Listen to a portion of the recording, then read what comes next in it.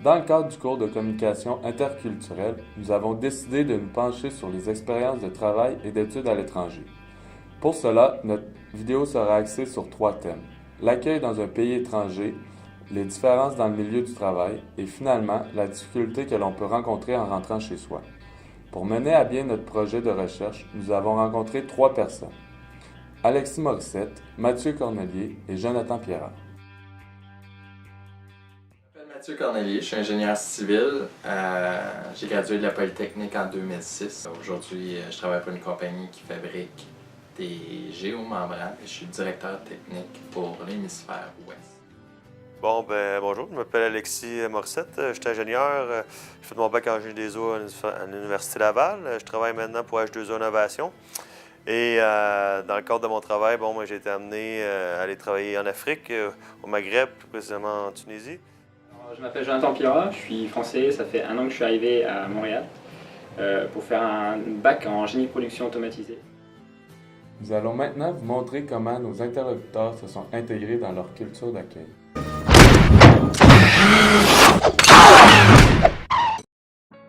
Voilà, quand je suis arrivé à Montréal, j'étais vraiment bien accueilli. Il y avait en plus un système qui était fait pour les nouveaux étudiants, ça s'appelle Accueil Plus. C'est vraiment intéressant quand tu arrives, tu peux vraiment te familiariser vite fait au pays et puis ça donne beaucoup de conseils pour commencer ta vie à Montréal.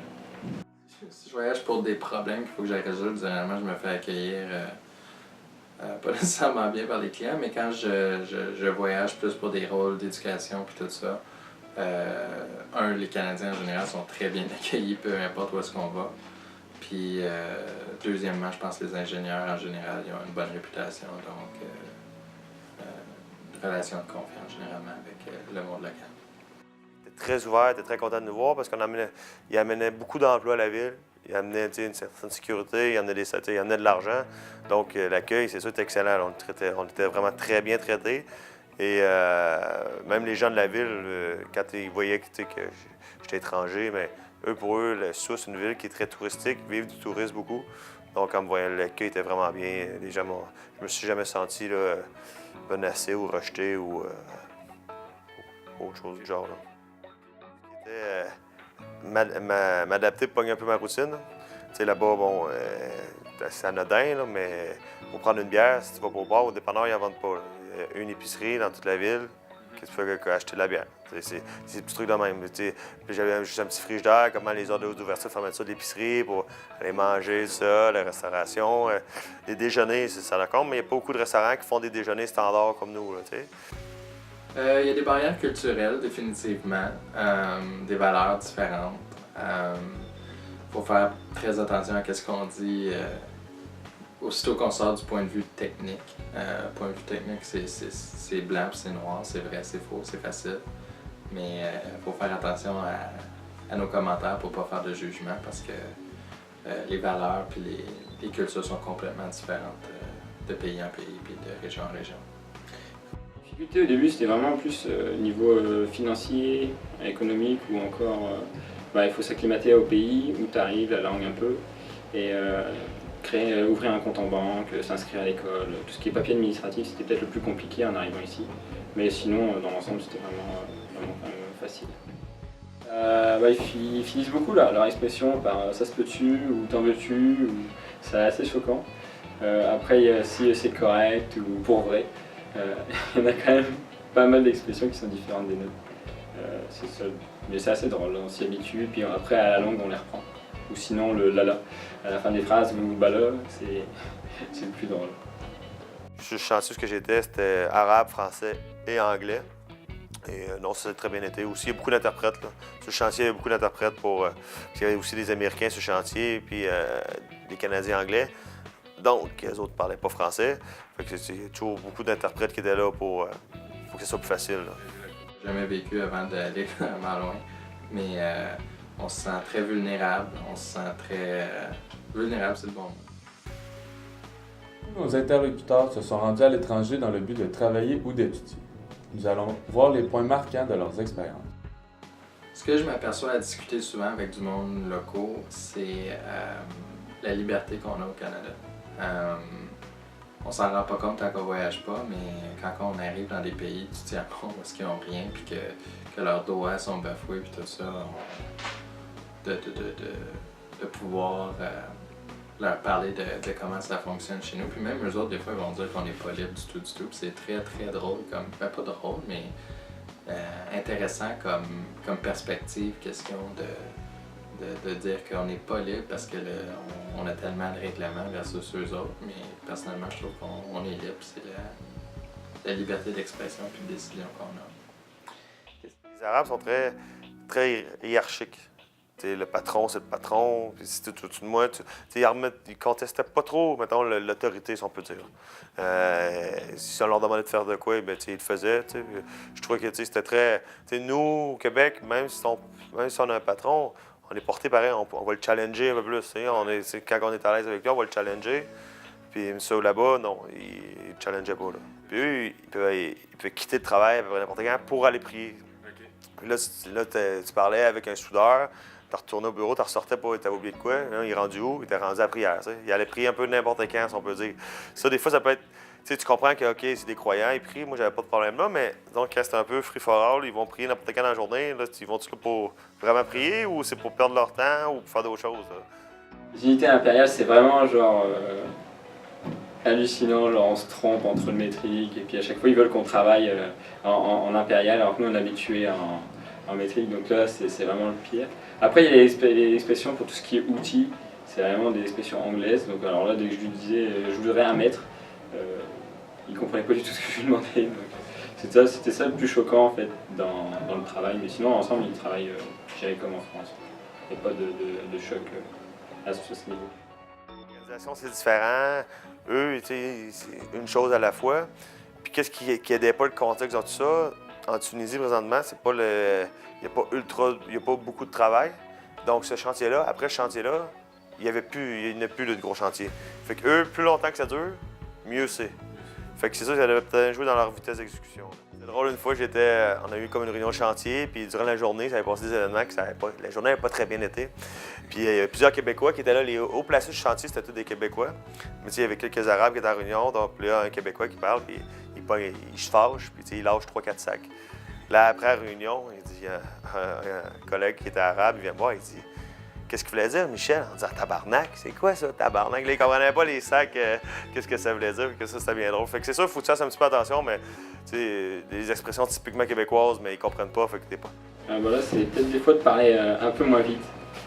C'était genre peut-être un peu plus compliqué, mais en général, on se comprend quand même assez bien. Il y a juste des expressions françaises ou québécoises qu'on ne comprend pas tout le temps, mais après, il suffit de s'expliquer, puis ça se fait facilement. Généralement, quand je communique dans les pays à l'étranger, je vais parler en anglais. Puis, donc, il y a quand même, je dirais pas tout le monde, loin de tout le monde, mais il y en a quand même quelques-uns qui parlent un peu anglais. Donc, je vais ralentir, je vais parler très lentement, puis je vais gesticuler beaucoup. Je vais vous donner un exemple. Quand je suis allé au Pérou, le bureau où est-ce que je m'en allais faire ma présentation, il y avait des barbelés, une clôture électrifiée de barbelés tout le tour avec des chiens de garde, puis on s'entend que c'était juste un petit bureau, il n'y avait rien de scientifique là-dedans. Les bureaux étaient tous tassés, puis le monde il travaillait des heures de fou. La norme, c'est de travailler jusqu'à 9 h le soir là-bas. Puis ils sont probablement pas si bien rémunérés, puis je parle même pas d'une usine ou quelque chose, je parle du monde de bureaux qui font relativement la même tâche que moi. Puis je pourrais passer plein de commentaires puis là-dessus, mais ils sont heureux puis ils sont bien là-dedans, puis c'est normal, tu sais. Je suis qui pour juger? La productivité, puis vraiment l'organisation. Les autres, c'est vraiment une question d'organisation. Puis au Québec, puis au Canada, puis je pense en Amérique du Nord en général, je pense que on est proactif un peu. Eux, il y avait un problème qui arrivait, tout le monde arrêtait. Wow, là, c'est la fin, on peut pas faire d'autres choses en attendant, puis ça prend du temps avant de trouver une solution. T'sais, nous, on va arriver devant un problème, si on peut pas le régler tout de suite, on va faire d'autres choses en parallèle. Une fois la mission achevée, comment s'est passé le retour au pays?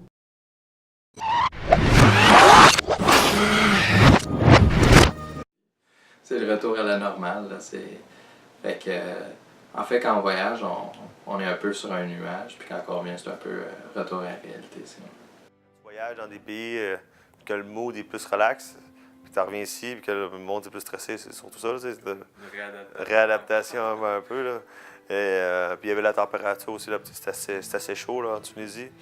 Été, donc c'était vraiment plus pour des vacances, donc ça change aussi le principe. Ça change vraiment de dire, avant je vivais en France, mais maintenant je suis resté 1 an ici, donc on change vraiment d'endroit où on vit. Donc on est plus un étranger dans le pays où on revient.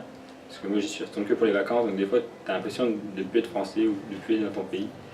Donc c'est vraiment le côté étranger qui est impressionnant quand tu reviens. Ce serait la convivialité des Québécois, ils sont vraiment sympas. Puis le fait d'être dans une grande ville, dans Montréal, et puis il n'y a pas de problème il y a beaucoup moins de problèmes de sécurité qu'on peut rencontrer en France, ou encore c'est vraiment beaucoup plus cool de voyager ou de découvrir la culture. Moi, j'ai appris pendant que j'étais là-bas, culturellement, j'ai vraiment fait un voyage non touristique, d'aller dans des endroits qui sont vraiment pas faits pour les touristes. Manger la nourriture locale, découvrir la musique locale, découvrir les valeurs locales, parler avec du monde, leur philosophie, leurs croyances, leur vision des choses, puis ça a été très, très, très éducatif pour moi. Ils ont la mer Méditerranée, moi j'étais à côté. Puis tout, c'était la mer, ça amène une certaine sérénité, si on peut dire. Puis ça, j'aimais ça. Puis dans la vie de tous les jours, les gens n'étaient pas stressés, là, vraiment pas. Si quelqu'un a un problème, tout le monde est prêt à venir l'aider. Puis c'était très accueillant. Je me suis fait des amis, moi je suis sur le chantier.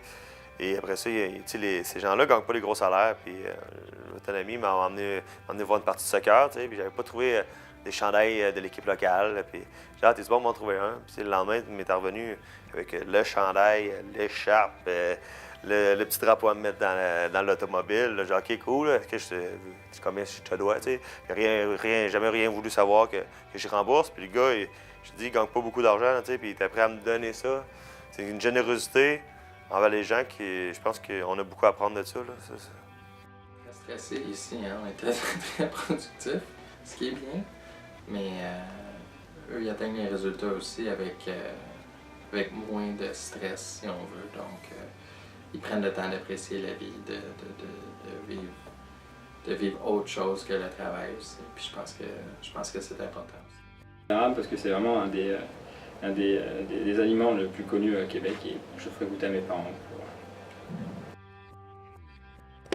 Suite à la réalisation de ce projet, nous avons pris conscience des différences culturelles qui existent entre deux pays. Comme vous avez pu le constater tout au long de notre vidéo, le monde est rempli de différences.